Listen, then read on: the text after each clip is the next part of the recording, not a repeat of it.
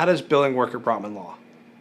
So one of my biggest pet peeves about attorneys, and one of my biggest client complaints about other attorneys, is the fact that they bring on this attorney to handle this matter, and then they put a retainer down, and then it just feels like they're throwing money at the problem. They never get a real sense for why they're being billed, how they're being billed, what the strategy is, and it just seems like a black hole.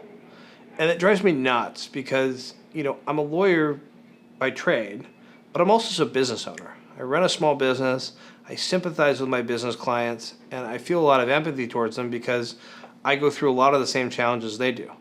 And the last thing I want is to bring on a matter where it's just like this bottomless money pit.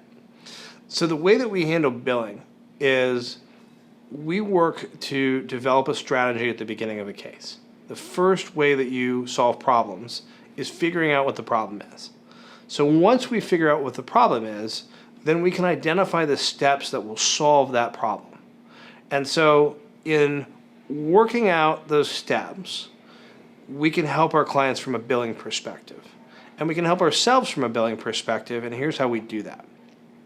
When we get ready to take an action, we will call our client and we'll say, hey client, we are going to take this action.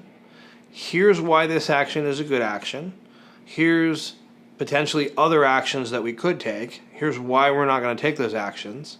And then here's how much time we think this action is going to take and how much it's going to cost. And so as we're going through the matter process, we're in constant communication about the work that we're doing and about the estimated cost.